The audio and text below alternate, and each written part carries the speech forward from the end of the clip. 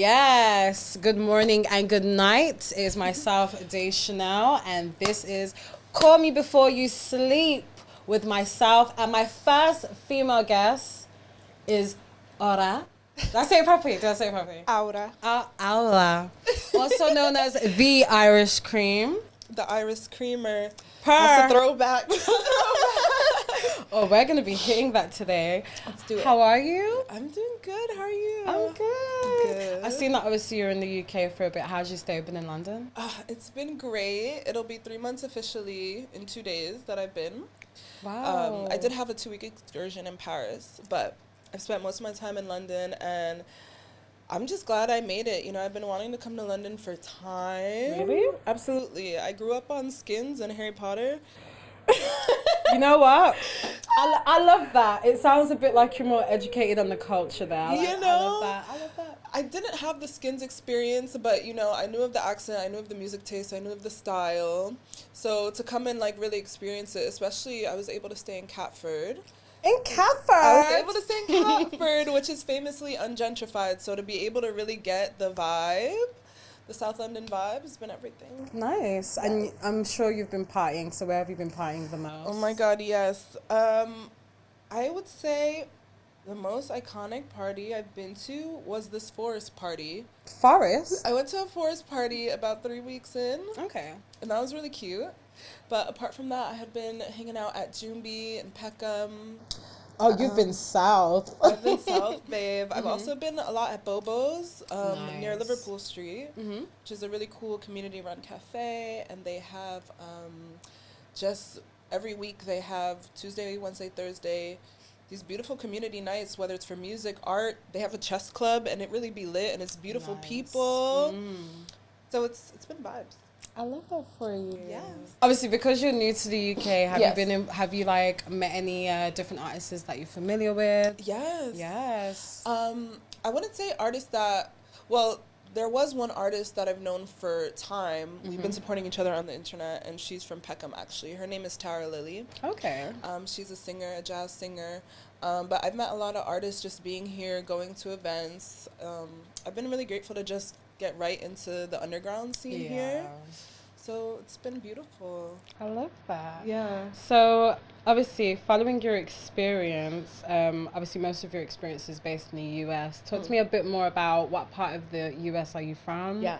And also, like, because I've seen that you've done a lot of shows in, like, Providence, in New York, in Massachusetts. Massachusetts.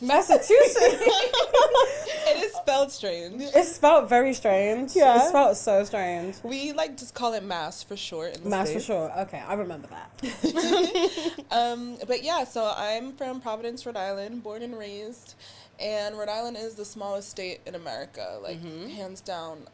So just coming out of there, you know, when I started doing my music 8 years ago, I was really just able to get on the road. Yeah. I had some friends that kind of set me up. I was able to do tours in Philly and New York and Pennsylvania, like here and there, just all these places. So that's kind of how I got started. Okay, that's nice. Building the pieces to your current success, roughly, how did you realize that music was your journey? Do you know what's funny? I was actually an actor before I was doing music. And I had been producing for a bit in high school. I had a lot of beats under my belt, and I was really inspired by this collective called Awful Records at the time. Okay. And that's where artists like Abra and Tommy Genesis came out of. Are you familiar with them? Abra, I'm very familiar with. I love Abra. No, she's great. So I was super inspired by them. And I just started hopping on my beats. I was like, yeah, I can do this too.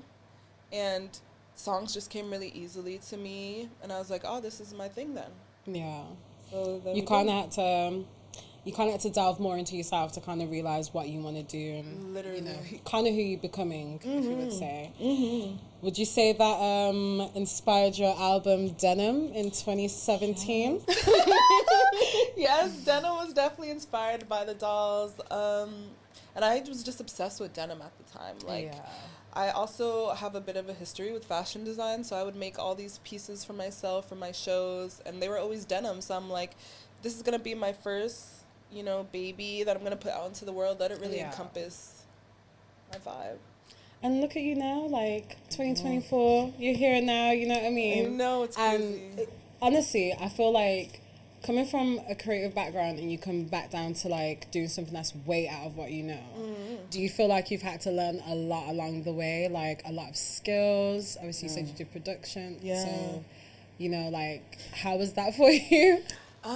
It's honestly been really beautiful because I think growing as an artist is just growing as a person. Yeah. You know what I mean? Because I already had that background in fashion design from even when I was, you know, a freshman in high school.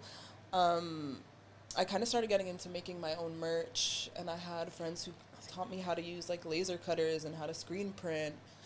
So I'm making my designs, putting these on T-shirts, making keychains. I also learned how to direct, you know, pretty early on. My first music video, like, I did a crowdfund. Nice. Yeah, my friend inspired me to do a crowdfund, and I think we got like $500. So through there, I was able to hire an editor as well, and that editor taught me the ins and outs of editing, so I've been editing all my music videos since as well. Learning skills on the job? We love it. It's a double whammy. We love it. I love that for you. Thank you. Can I also say, what inspired you to do your music? What was your inspiration? Yeah, so I had these friends in high school. They were doing music, and I just wanted to be a part, so that's how I learned to start producing. But honestly, I started going full throttle with my music when my dad passed away, because he was always encouraging me and my siblings to, you know, follow our dreams. He never wanted us to believe we couldn't do anything. So I think that when he passed, I was like, let me really do what I feel I'm called to do. So I've been doing it ever since. And would you also like to share how important is it to have culture meet your sound as well? Because a lot of your sound, I was hearing, like, literally, I've been fully invested in your sound. Amazing. And I've been hearing, like, everything in the background. I could tell, like, I could kind of, like, seep out the inspirations, but I could also see, like, culture is a big part of your sound as well. Yes, no, I mean, I'm so grateful to be able to reference, you know, the things that have inspired me, whether it was the 90s hip-hop or house music, but also as a Dominican woman, like, to now be able to work with the producers who can help me flourish in my Latin side is just amazing, and to be a part of that conversation is everything, so we're gonna keep building. I'm not gonna lie, Latins are killing it. You know, they're killing it. The Caribbean girls are coming. They be killing them. I be hearing.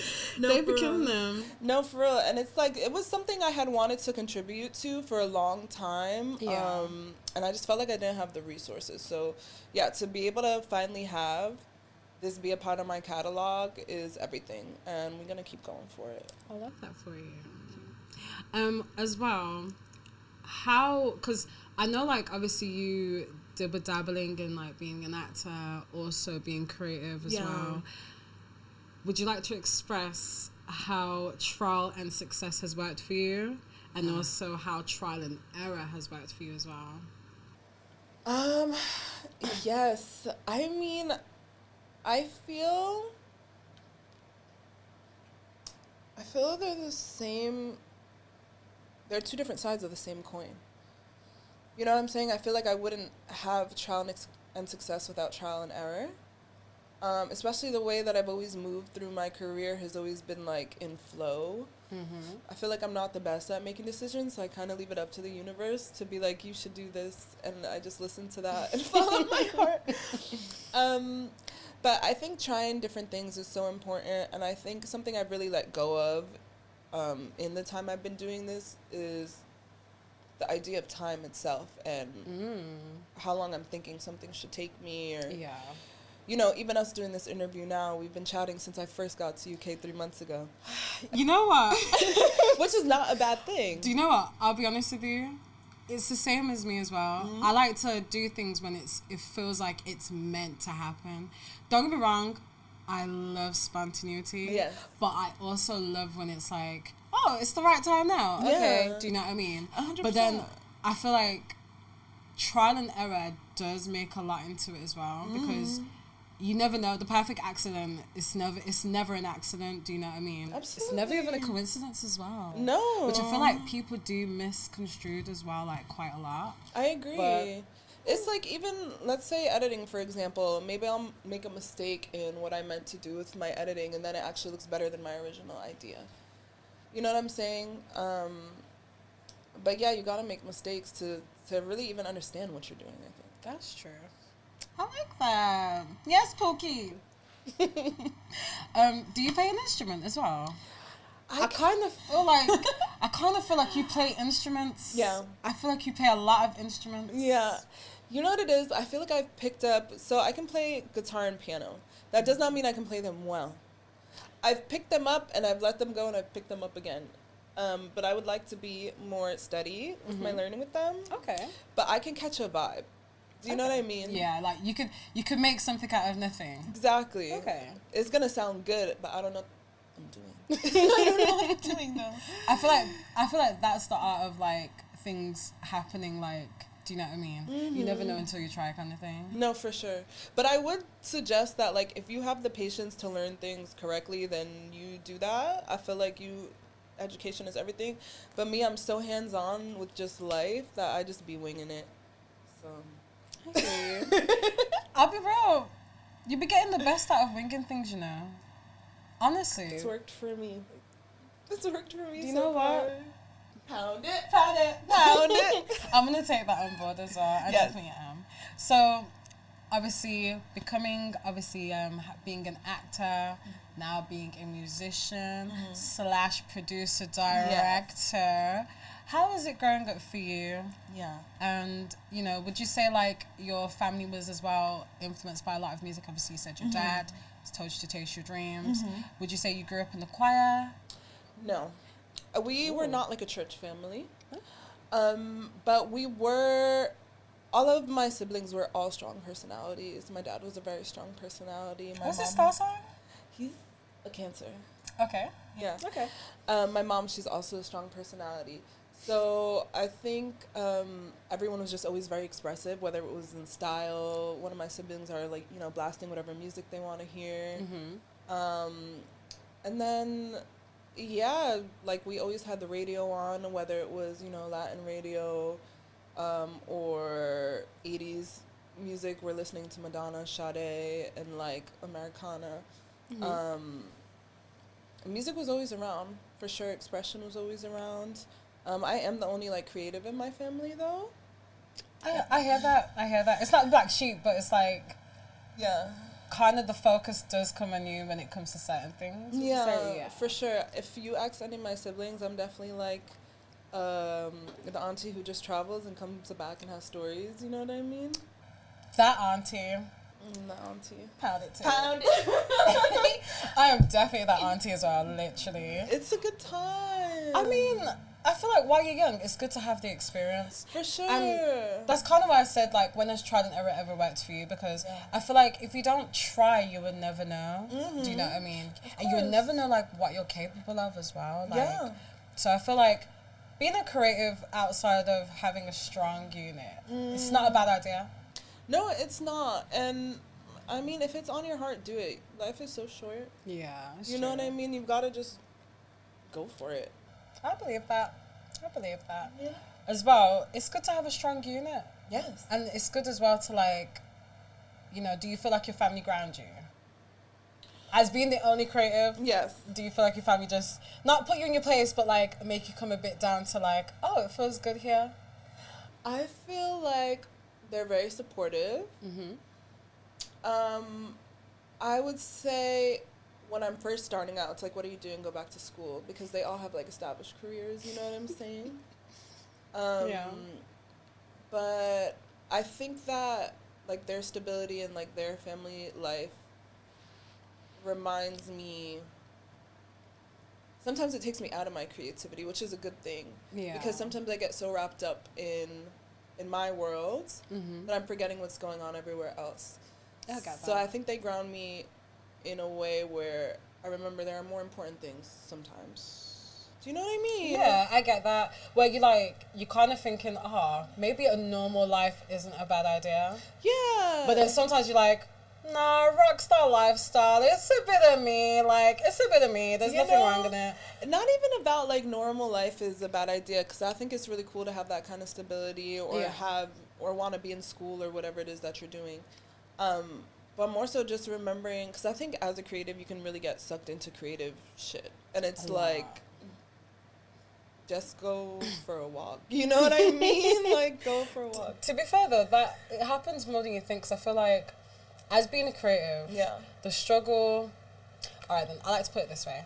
It's like having 2 lanes. Mm-hmm. Like, you've got 2 lanes. Yeah. You know, everyone takes this one lane because it's reliable. Yeah. But the ones who take this lane, it's more like, I'm chancing everything here. Literally. But it's actually not a bad idea. Uh-huh. And when you try and get these 2 lanes to merge, it doesn't always merge the way you want it. Yeah. So I feel like being a creative, it has a lot of struggles. It does. It definitely does. And I feel like the biggest struggle is you keeping yourself on your path and believing in what you're doing.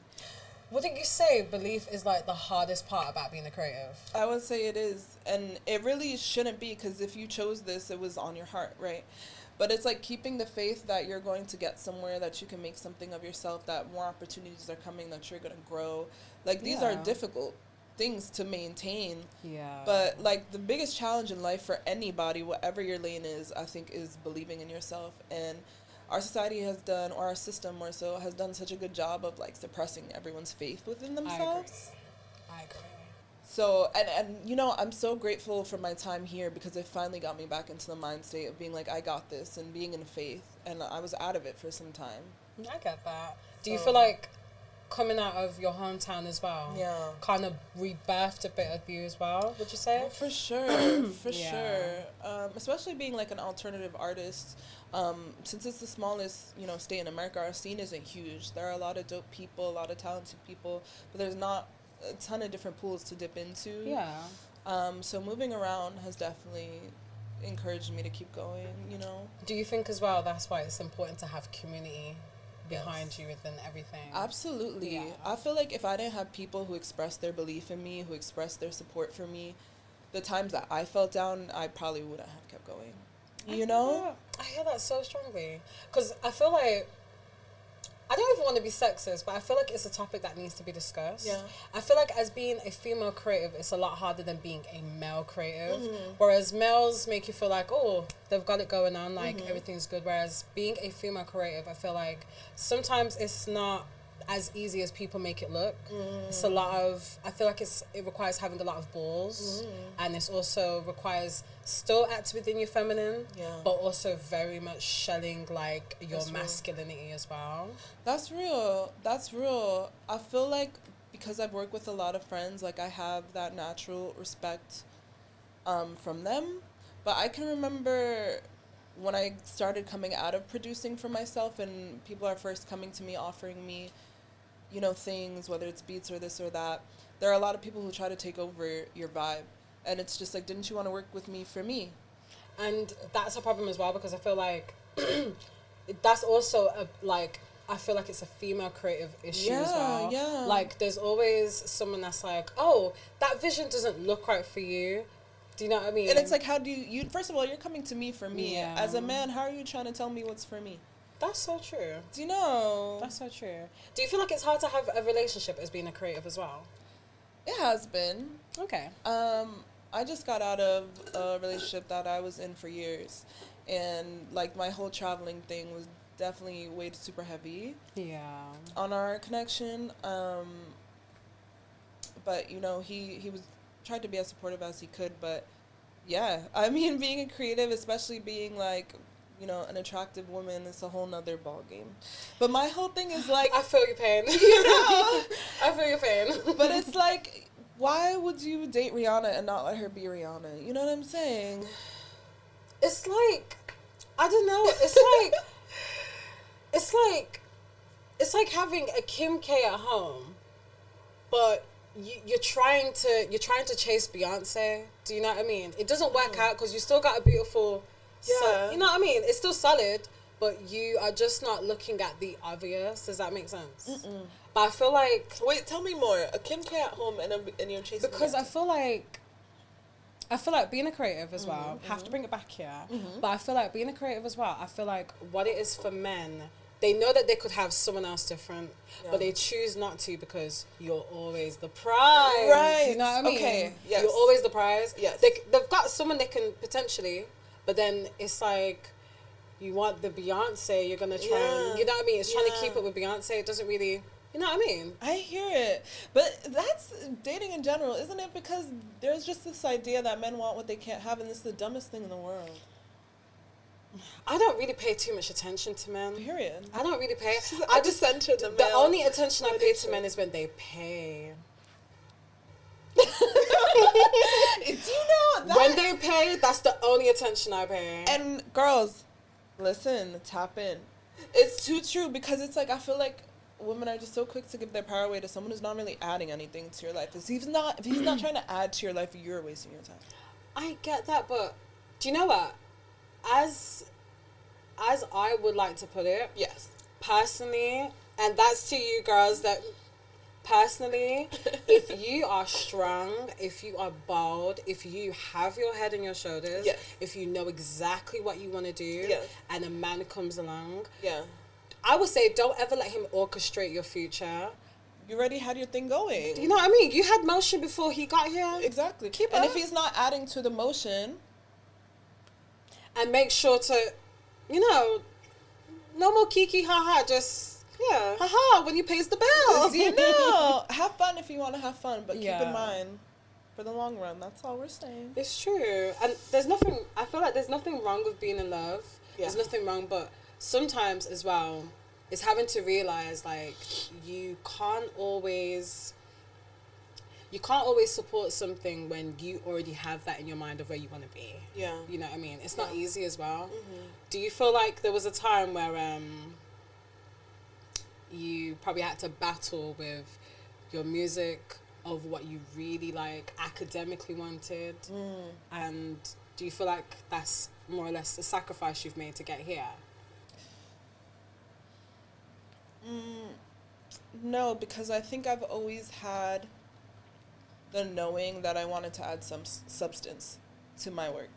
You know, like, I've always created music knowing that I want people to leave with, whether it's a confidence, a new idea for them to ponder on. Yeah. You know what I'm saying? A new, a feeling that it's okay to be vulnerable. Like, whatever the case is, I always wanted someone to leave with something that they didn't have before listening to me. I hear that. Because I feel like I've always been super aware of how mindless music can be. And even though I have songs that are super fun, in those lyrics, you will find something. You know. Well, I actually have one to share with you. Yeah. There was a couple songs. I'm not gonna lie, obviously I had to go through everything because I wanted to put more focus on the picture. But there was one song where I was like, oh my God. If I could cry right now, I would. Which is it? It was See You There. I love that you said that. I love it. When I heard that, I was like, this is like a different side of you. Like, this right now, this is like beauty in my ears. And if you're listening, you better stream See You There. Tap in. Because that song was like, I can see that it was proper like a different side of you. Very sensual as well. Yeah. Very ethereal. Yeah. Thank you, babe. Very ethereal. I love that you connected with that one. That's one of my favorite songs as well. I just consider that song pure poetry. Like, I was flowing writing that. Yeah. Yeah, so it feels so good to have it seen.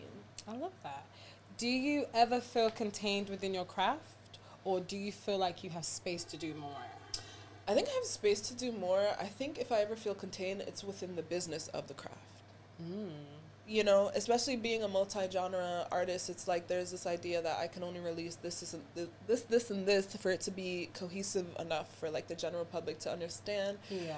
Where it's like, I have a Dembow song, I have a DMB song, I have an R&B song, and I just want you to hear them all at once, just to not have all these sides. But strategically, I can't just, or I'm not meant to just let it out. So that's something that I'm still trying to figure out, because I do jump from sounds a lot. You do, but I feel like that's being a multi-genre artist. That's kind of what I like. Yeah. I like how you didn't contain yourself in one thing. You kind of just made it a range of different things. Yeah. Do you know what I mean? And that's kind of what's good about being in the beginning stages of what you want to do. As well.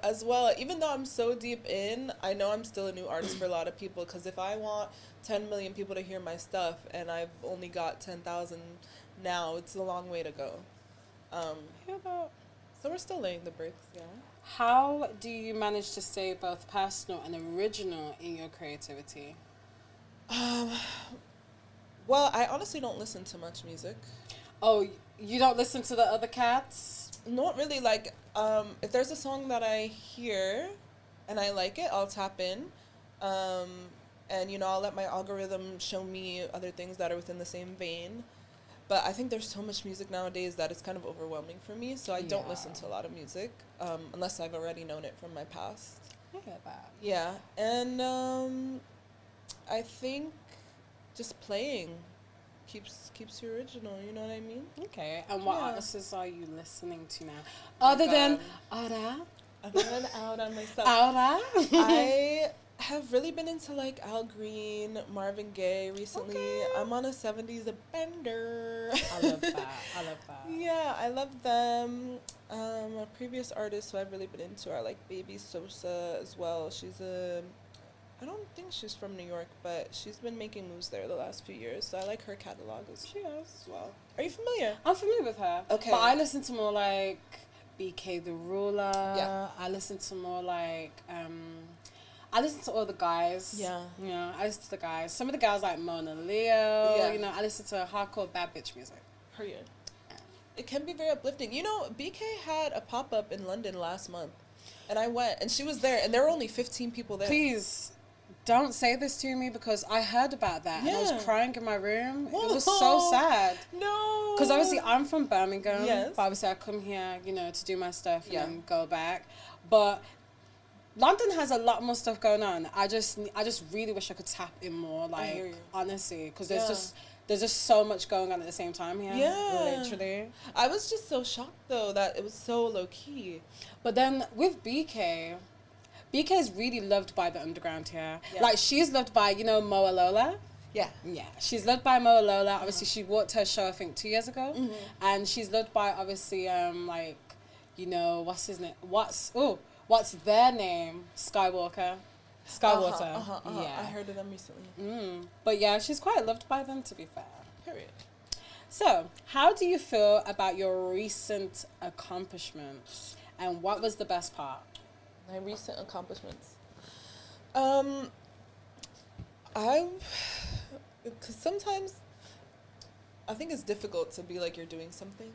To acknowledge when you're doing something. Mm-hmm. So I would say my latest accomplishment is just being able to come to the UK and just move around. And, I had 2 shows here. I'm doing your podcast. I'm just grateful that, like, I showed up. You know what I'm saying? I'm grateful I showed up. I'm grateful I met some beautiful people. And, like, I'm excited to keep going. Do you feel like taking the chance on yourself was the best thing you did this year? Absolutely.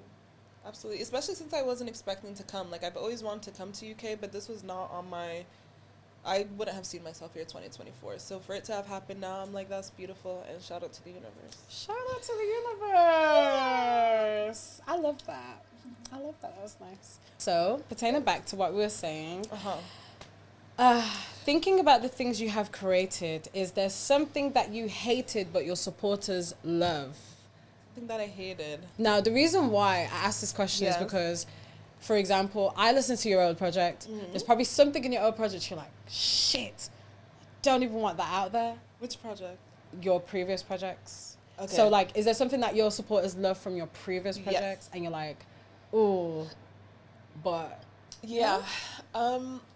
I mean, I guess I don't hate it, but, like, my most popular song is Pushback 5. Mm-hmm. And I got a remix from this really fire producer named Aisha Erotica.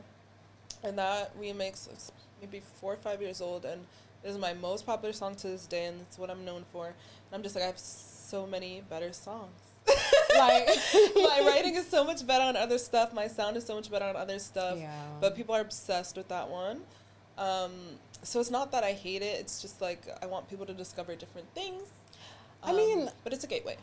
I wish people would listen to songs like Gracious Queen, even the remix with Dazed and Prado. Yeah. I wish they listened to it, because when I heard that, I was like, stop the music, girl. Oh. Like, honestly, I was really plugged in, but I get what you mean, because not saying you're kind of forced to kind of be that person from that era, but like, yeah. No, you loving all the songs that are so low key, and I'm so happy. Listen, I like. Do you know what it is? I feel like what makes an artist is when they first start. Like the start, obviously, is always the hard part. So I feel like if you listen to how hard like the artist is coming in, you would know. Do you know what I mean? Yeah. It's like what the intention is. You know what I mean? And it's like it kind of gets you to love the artist more. It's like when I listened to See You There, I was like, oh, this is her broken clocks era. Like this is, you know, like it was very much like that essential to me to listen to it. I was like, let me pull it back up, because I feel like there's nothing better than having more emotion. Kind of like pushing it across in your music as well. Kind of makes me feel the way how you feel. Do you know what I mean? I feel like that's always the best way to be about it. So I like that a lot. We're not to the end, but we're getting there. Okay. So you just released your recent project. What was the inspiration behind your project? What was my recent release? Love 2.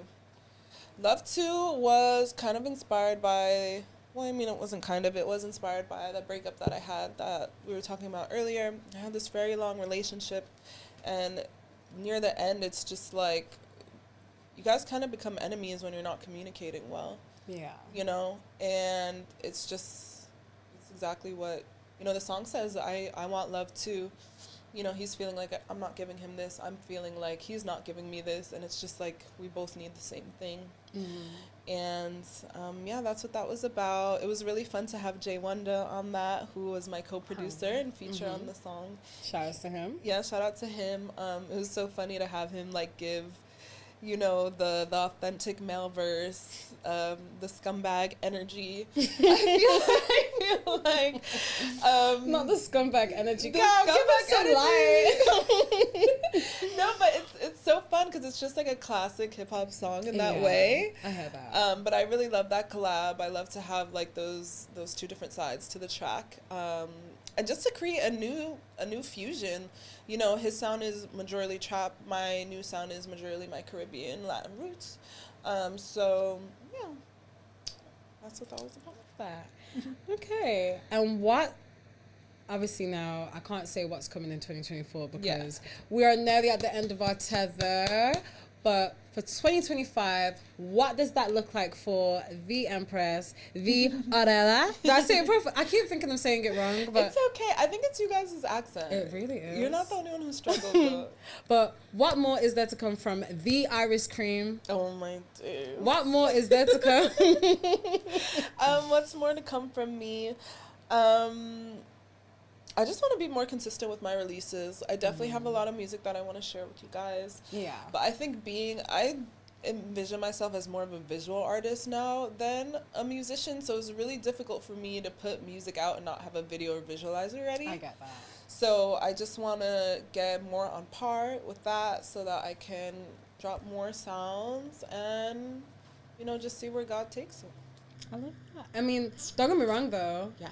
Looking through the visuals, one thing I have to say is you carry yourself in all of your visuals. You think like so? Everything you put out, I can tell it's you. Like I could tell that, oh yeah, this is definitely you. Like even down to like when you sent me your stuff. And then when I went onto your site and I was like, oh, this is so her. This is so her. I haven't even met her yet, but I can tell this is her. Oh my gosh. But I love that you carry your personality with you. And as an artist, don't let anyone get rid of that for you. Stay original. Yes. Yes. Yes, ma'am. Yes. Thank you so much. And to close up, obviously this has been beautiful. Yes. Thank you for coming. Thank you for having me. This is so fun. Honestly, I'm glad it took so long because this has been amazing already. Absolutely. This has been amazing already. And shout out to your growth. Shout out to your growth. Where are you taking it this year? Shout out to your growth. Shout out to your growth. We want to know where you taking it this year. What's tea? Do you know what? I like that you asked me that. No one ever asked the interviewer what's going on, but I like to say what's coming from my growth. Yes. I want to do more for the underground. Yes. I want to help more of my underground artists. I want to help my creatives. I want to help my entrepreneurs. And I feel like starting Call Me Before You Sleep was the main problem that, you know, happened in my main city. I felt like nobody supported each other. I feel like a lot of people gatekeeping, and yes, you. Yes, you. I felt like a lot of people gatekept, and I feel like as creatives, as entrepreneurs, as artists, we need to realize that in order for us to grow, an opportunity can really help somebody else. And I kind of felt like this year I wanted to do that. Yeah.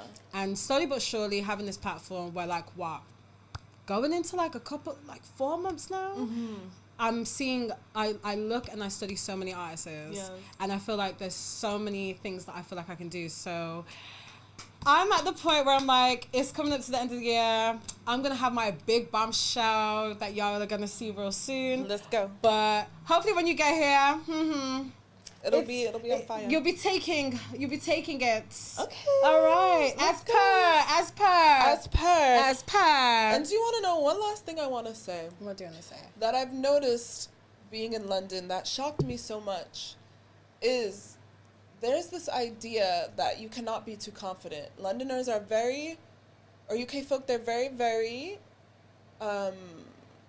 what's the word?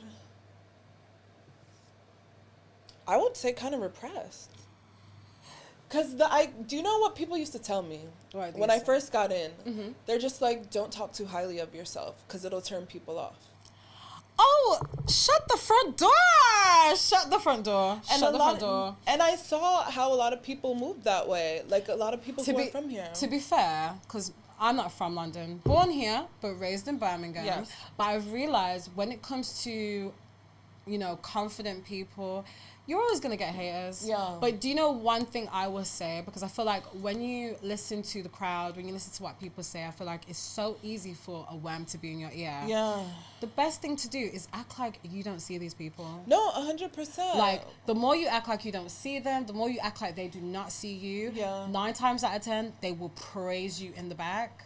They'll be under your comments. They'll be giving you the lights. But you have to remember, a hater is still a fan. A hater is still a fan. No, a hater is always still a fan. Like, no, 100%. And the only reason I say this is because I feel like the way people that I've seen a lot of people don't support themselves is the same way people don't show up for their community.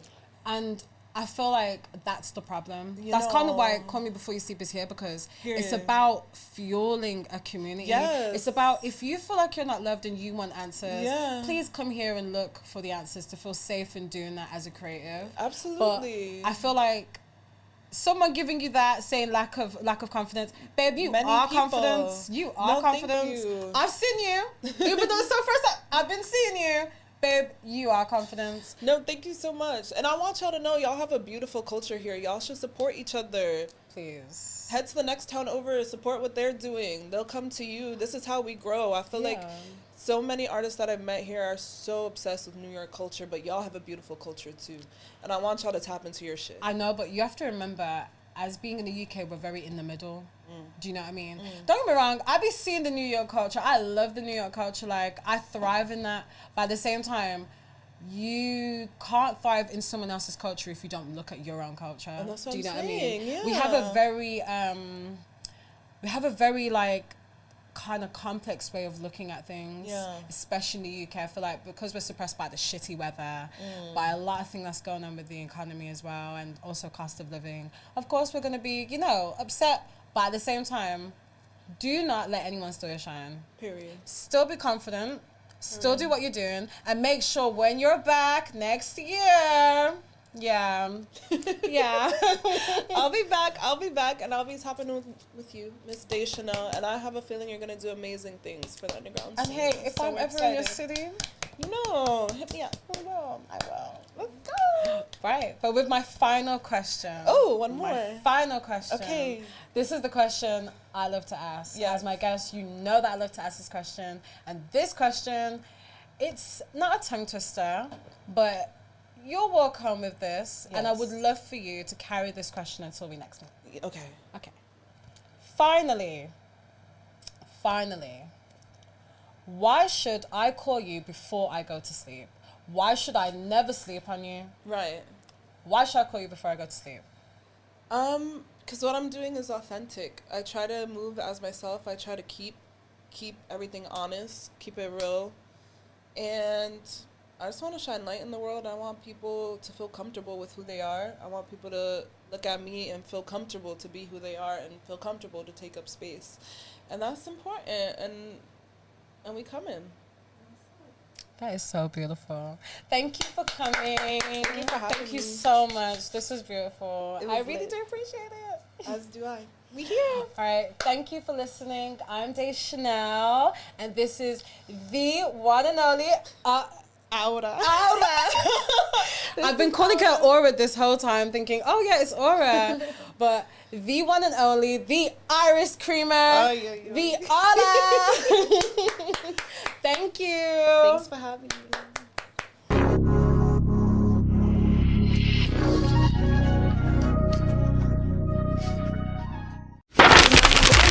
When you see me in the club looking fine, like